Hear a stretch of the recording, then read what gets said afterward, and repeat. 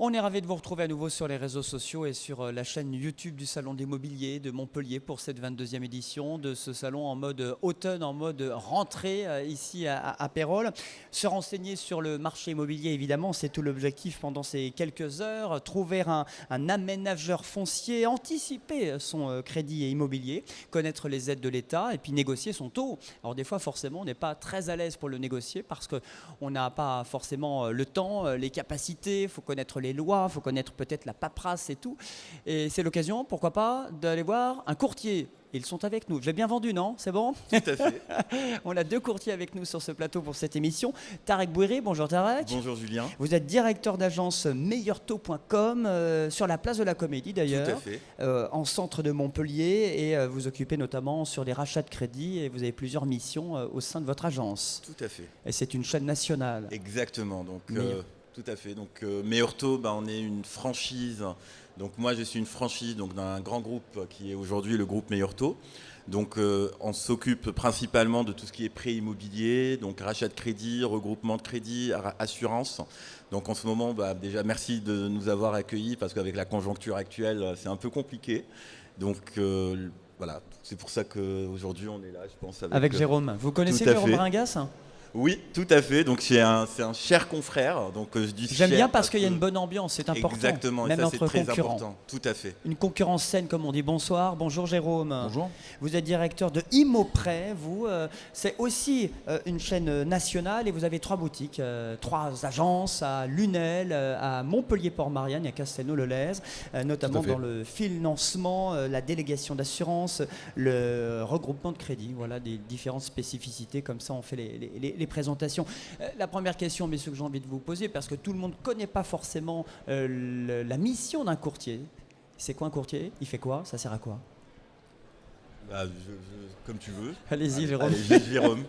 On est un service aux particuliers qui vise à simplifier sa vie alors qu'il est dans la partie financement de son projet immobilier. Quand on achète un bien immobilier, on a besoin de temps en temps de faire un financement. Pour ça, il y a besoin d'aller voir des banques et donc de savoir comparer des offres, comparer des assurances également. Nous, notre job, c'est de faire ce travail à la place du client auprès d'un grand panel de banques, de manière à pouvoir décortiquer les offres et puis simplifier l'accès justement à la meilleure offre. C'est ça en fait, parce que des fois ce sont des clients un peu perdus qui ne connaissent pas, je le disais en présentation, en préambule, les lois et qui ne savent pas forcément négocier, qui ne savent pas ce que c'est non plus un taux. Exactement, parce qu'aujourd'hui, ils ne savent pas, il y a le taux nominal, il y a le TAEG, il y a le taux d'usure. Donc aujourd'hui, les clients, forcément, quand ils ne savent pas, ils préfèrent effectivement faire appel à un courtier, parce que, encore une fois, un courtier, en vue de ses relations avec les partenaires bancaires, il connaît, donc c'est sa profession.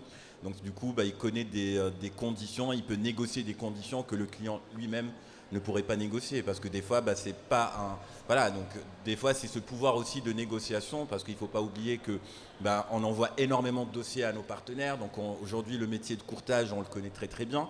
Je pense pareil pour Jérôme. Et aujourd'hui, effectivement, c'est cette plus-value qu'on ramène à nos clients, surtout avec le problème du taux d'usure, tout ça. Et choisir un bon courtier, c'est mieux. Donc Immoprêt ou le meilleurtaux.com. Je le dis aussi parce que voilà, des fois on a des doutes, c'est qui un courtier, il va m'avoir, c'est peut-être des idées préconçues qu'un client peut avoir.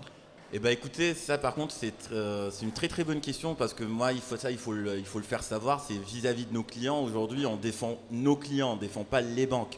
Les banques, ce sont nos partenaires, on leur ramène du business. Et donc, ceux qu'on défend en plus, donc nos vrais clients, ce sont les consommateurs qui vont venir nous voir pour un crédit immobilier. Qu'est-ce que vous avez envie de dire, Jérôme, sur ça, sur l'image? Je ne dis pas que vous avez une mauvaise image, mais des fois, on vient des fois à petits pas, à tâtons, voir un courtier, ou des fois on dit attention, si tu vas voir un courtier, tu vas te faire avoir. La plupart du temps, c'est de la méconnaissance. C'est-à-dire qu'en gros, on ne connaît pas le service. Moi, je résume souvent la problématique avec un effet très simple.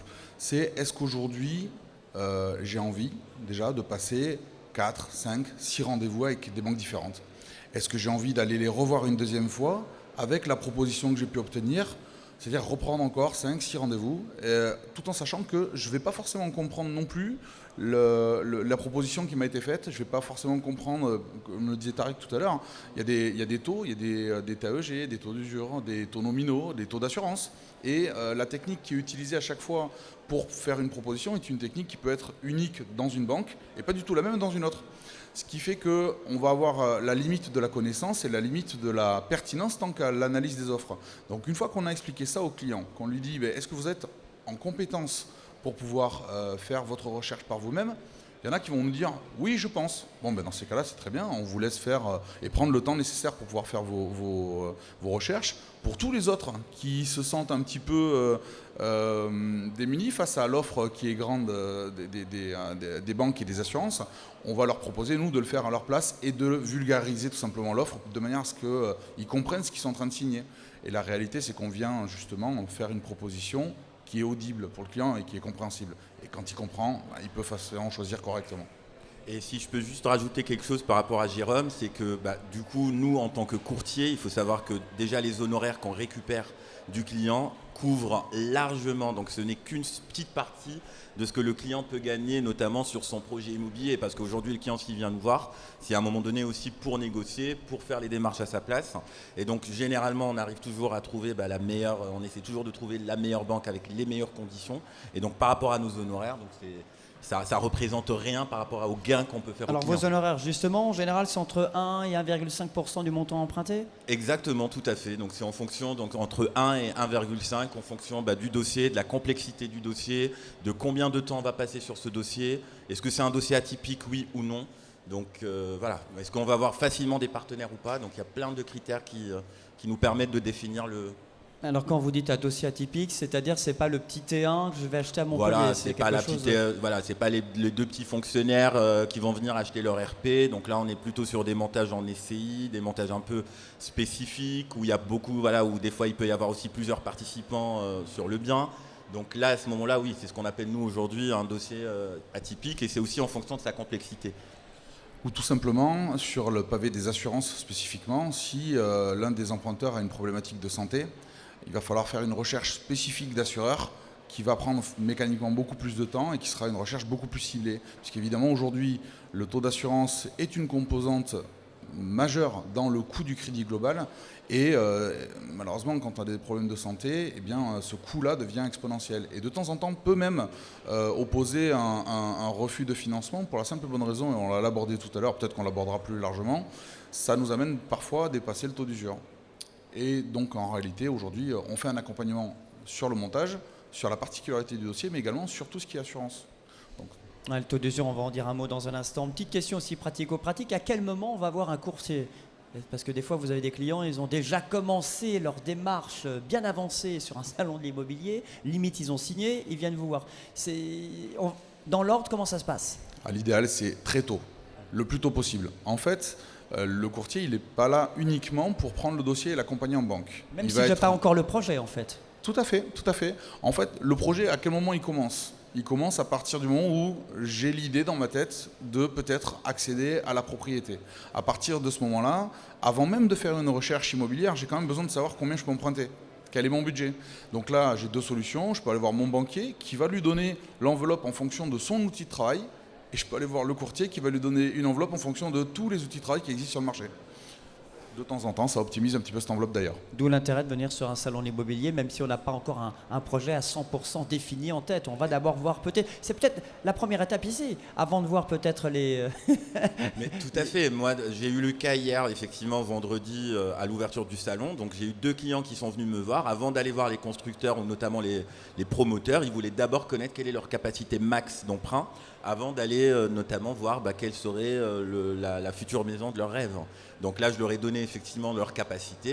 Donc ils vont chercher le bien et après, ils reviendront me voir pour les accompagner. Ouais, c'est la bonne démarche. D'abord, d'aller voir effectivement. Et c'est ce qu'on conseille d'ailleurs à tout le monde, effectivement, c'est qu'ils viennent nous voir avant de chercher le bien.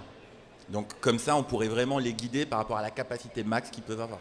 Exactement. Voilà, intéressant d'aller vous voir tous les deux. Alors il y a une inconnue aussi, c'est un peu, on en parle beaucoup en ce moment, l'inconnue sur les taux, d'autant plus que les taux ont bien augmenté, de 1,2 à 2% depuis le début d'année. Comment vous vivez, messieurs, un petit peu cette situation pas forcément très positive pour vous en tant que professionnel, mais comment vous la vivez? Est-ce que vous êtes inquiet ou c'est la période qui veut que? La vie économique est faite de cycles. Alors moi j'ai un avantage, c'est que ça fait quand même quelques années, j'approche des 10 ans et je suis arrivé juste après les subprimes. Donc la réalité c'était qu'on était déjà sur des taux où on était quasiment à 4% quand on prêtait. Il se trouve que les années qui ont suivi, on a réussi à emprunter jusqu'à 0,80 sur 25 ans. Aujourd'hui on est en train de remonter. Moi ce que je dis aux clients, de manière à ce que cette espèce de peur qui se définit autour des taux se calme un petit peu, il faut bien comprendre que l'objectif, de manière générale, en Europe, c'est d'avoir une inflation autour de 2%. La réalité, c'est qu'un taux de crédit qui est situé entre 2,50 et 3,50, ce n'est pas un taux de crédit qui est anormal, c'est un taux de crédit qui est normal. Inversement vrai, quand je suis en dessous de 2,50, j'ai plutôt un taux de crédit qui est très intéressant. Quand je commence à passer au-dessus de 3,50, je commence à effectivement avoir un taux de crédit qui tend un petit peu et qui risque d'être un petit peu cher dans le temps. Néanmoins, et je vais prendre mon exemple personnel, mon premier crédit, je l'ai fait en 2008 à 5,34 sur 25 ans. Je l'ai renégocié 3 fois. Aujourd'hui, j'ai quelque chose comme, je crois, du 1,05. Ça a été renégocié, donc ça ne doit absolument pas peser sur le moral des emprunteurs. Il faut faire avec les taux du moment. Les taux aujourd'hui sont en train d'augmenter, on le sait. La BCE a augmenté les taux directeurs de 75 points de base il y a 10 jours. Oh, ça va augmenter, on le sait. On va se rapprocher gentiment des 2,50 d'ici fin d'année, on le sait. Vous l'avez dit, pas de panique Jérôme, parce que certains qui nous regardent, il y a 20-30 ans, les taux étaient entre 5 et 8%. Tout à fait, tout à fait. C'est pas du tout choquant. Et puis, encore une fois, il faut comprendre que ce ne sont que des cycles. Ces cycles-là, il faut les comprendre. Et comme ça, on n'est pas trop perturbé. Effectivement, on peut avoir le côté frustration de se dire « Ah ouais, mais il y a 1 an ou 2 ans, je pouvais l'avoir beaucoup moins cher et j'ai pas pris le créneau. Du coup, je suis un peu frustré. » Ça, d'accord, il faut l'accepter. Tant pis, c'est comme ça reviendra. N'empêche que, est-ce que je vais vraiment me bloquer dans mes projets de demain juste parce que j'ai loupé le coche? Non, on n'est encore pas cher. Franchement, on est autour de 2% aujourd'hui sur 25 ans. On arrive à avoir mieux encore dans certains cas. Vraiment, il ne faut pas se priver. Il faut continuer à pousser ses projets et se dire que de toute façon, le cycle est un cycle. Ça va continuer à monter un petit peu. Ça va se stabiliser. Et ensuite, quand ça ira un petit peu mieux économiquement, ça rebaissera encore un peu. Ça, dès qu'on ne dépasse pas les 4 ou 5%, franchement, je ne vois pas un handicap majeur dans le marché de l'immobilier. Vous avez un message rassurant, Jérôme Tarek, si vous voulez compléter. Oui, tout à fait. Alors, donc, juste pour compléter par rapport à Jérôme, donc, je tiens à préciser encore une fois que c'est la conjoncture actuelle. Donc, il ne faut vraiment pas s'inquiéter parce qu'aujourd'hui, effectivement, donc, la conjoncture elle est un peu tendue. Donc, les taux, ils augmentent. Encore une fois, des fois, ça m'arrive de recevoir des clients en me disant... Bah, effectivement, oui, mais à un an, ma voisine, elle a emprunté à 0,95 sur 25 ans. Je lui dis oui, mais à un an. Donc aujourd'hui, voilà, ce qu'il y a aujourd'hui, vous pouvez ne pas l'avoir dans un mois et vous pouvez ne pas l'avoir dans un an. Donc là, aujourd'hui, ce que je voudrais surtout dire aux personnes qui nous regardent, c'est ne pas s'inquiéter. Donc là, aujourd'hui, on arrive toujours à faire des crédits, on arrive toujours à emprunter donc à nos clients, à prêter à nos clients. Et le plus important, c'est la conjoncture. Les taux ils vont diminuer. On sait que ça va diminuer. En fait, on sait que ça va baisser. Mais pour le moment, voilà. Donc pas de panique. Pas de panique. Voilà, tout à fait. Il y a un mot qui revient beaucoup sur les moteurs de recherche en ce moment dans l'immobilier, c'est quand même taux d'usure. Oui. Et ça revient beaucoup et peut-être aussi, à juste titre, ça inquiète avec la Banque Centrale Européenne qui va réviser son taux à partir du 1er octobre. Est-ce qu'avec ce taux d'usure, il sera plus facile ou pas d'emprunter ou de faire appel à vous? Est-ce que votre profession est en danger ou encore on peut rajouter encore plus d'inquiétude? Ça fait plein de questions, ça. Oui. Tu veux répondre à laquelle? Allez, bon. Allez, Tarek. Allez, on démarre par le taux d'usure. Alors aujourd'hui, effectivement, donc la grosse problématique qu'on a d'ailleurs, et c'est pas que nous courtiers, mais même au niveau des banques, c'est qu'aujourd'hui, la BCE a augmenté ses taux, les taux directeurs, donc ils sont élevés, sauf qu'aujourd'hui, nous, le taux d'usure, il n'a pas augmenté. Donc juste pour expliquer, le taux d'usure, c'est quoi? Oui, voilà, c'est quoi le taux d'usure? Le taux d'usure, c'est une fois qu'on a regroupé donc le taux nominal plus le taux d'assurance, plus les frais de dossier, plus les frais de courtier, et peut-être même les frais de garantie, non? Voilà, et ben ça nous donne à ce moment-là donc le taux d'usure. Aujourd'hui, le taux d'usure il est à 2,57. On sait qu'en octobre il va augmenter. Et donc aujourd'hui, quand on cumule tous ces petits produits optionnels, donc assurance plus taux plus frais de courtier plus frais de dossier, et ben on dépasse ce taux d'usure. Sauf que les banques aujourd'hui, elles sont réticentes à prêter en dessous de ce taux d'usure parce que elles ne margent pas. Et c'est un peu la problématique effectivement pour faire passer ces dossiers-là. Donc je laisse Jérôme compléter. Oui.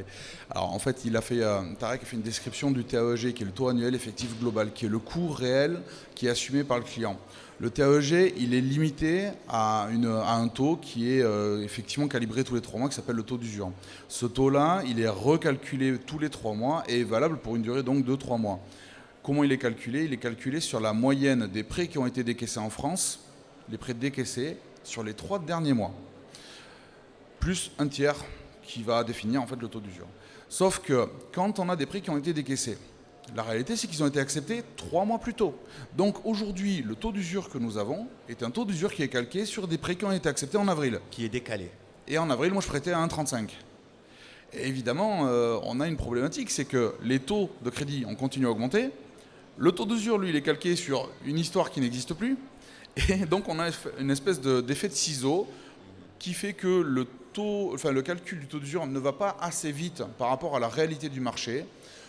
Et en fait, le débat, il vient de là. C'est quel est le problème du taux d'usure? Selon nous, professionnels aujourd'hui, il devrait être calqué plus sur la réalité du marché, non pas sur les offres décaissées, mais les offres acceptées sur les 3 derniers mois, ce qui calquerait avec moins d'inertie à la réalité du marché. Bon, il y a des échanges qui ont lieu aujourd'hui. Alors inquiet ou pas au final? Inquiet à long terme, non. Inquiet à court terme, on va avoir des dossiers, on a déjà des dossiers sur lesquels on a des difficultés. Aujourd'hui, la problématique du taux d'usure, c'est que c'est discriminant. Pourquoi? Parce que dedans, on a une notion de taux d'assurance. Ce taux d'assurance, plus on vieillit, plus il est cher. Si on a un problème de santé, il est cher. Donc en réalité, qui le paye tout de suite, ce dossier, ce taux d'usure? C'est celui qui a plus de 40 ans et c'est celui qui va avoir un problème de santé.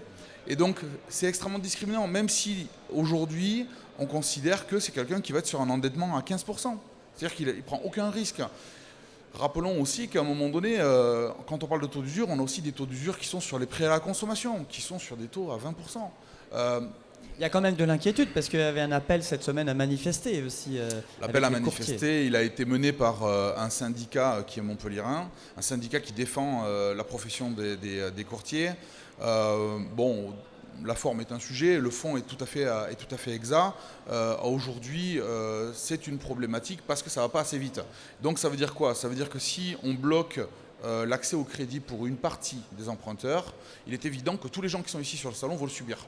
C'est-à-dire que le promoteur ne va pas vendre ses appartements, le constructeur ne va pas vendre ses maisons, et on n'a pas les agences immobilières, mais ils ne vont pas vendre leurs logements qui sont à la vente.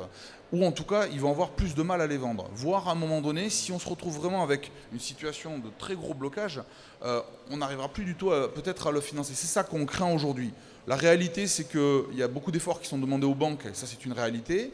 Là, on a par exemple le Crédit Agricole qui est présent aujourd'hui sur le salon. Très clairement, aujourd'hui, pour qu'ils passent en dessous de ces taux d'usure, systématiquement, on considère qu'il faut qu'ils fassent un effort considérable sur les marges qu'ils ont habituellement.